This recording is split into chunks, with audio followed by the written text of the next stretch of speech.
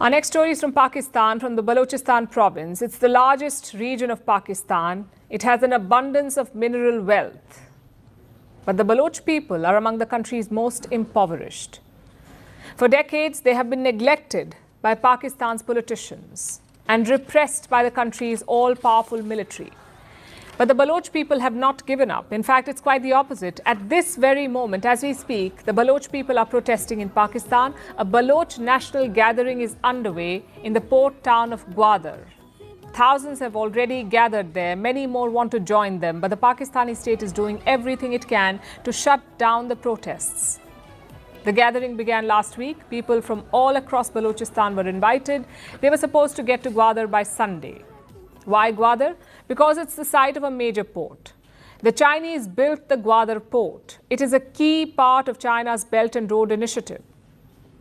The protesters know that a demonstration here, a demonstration in Gwadar, will get the world's attention.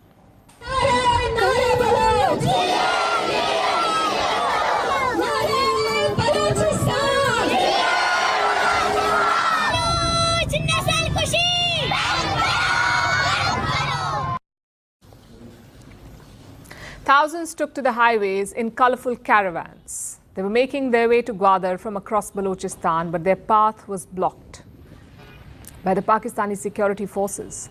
There were roadblocks and checkpoints. Progress was slow, the caravans were held up, but the Baloch people persevered.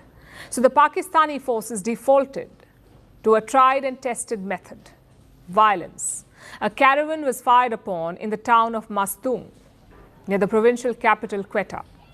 लोग इधर जख्मी हुए हैं public पे ये वाईएफसी वाले गाड़ियों के खैर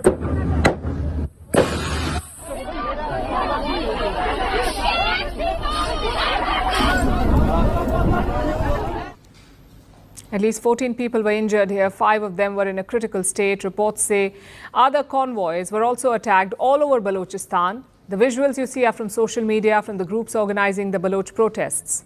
They kept uploading the videos as proof of Pakistan's heavy-handed approach. So Pakistan imposed a complete internet shutdown in Gwadar. Roads to the port city were blocked. It was a siege-like situation. And then it seems that the Pakistani forces ran riot. Here's what an organizer of the protest said last night. Maran Baloch, the organizer of Baloch Activity Committee. I'm addressing you all from Gwadar. Gwadar is under siege from the last 4 days. In Gwadar, military has taken over the streets and it has injured many people and abducted more than 500 people. And we still don't have the data that how many people are injured because the hospitals are sealed and the injured people have no access for their health facilities. Why is Pakistan cracking down on this gathering? Why is Islamabad terrorizing its own citizens?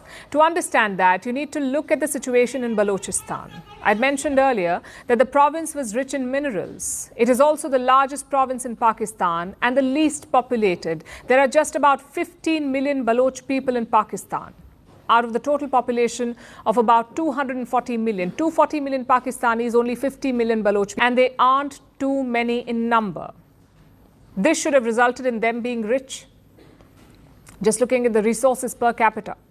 But that is not the case. The Balochistan province has been thoroughly exploited, but the benefits have not been passed on to the locals. The wealth has always flowed to Islamabad.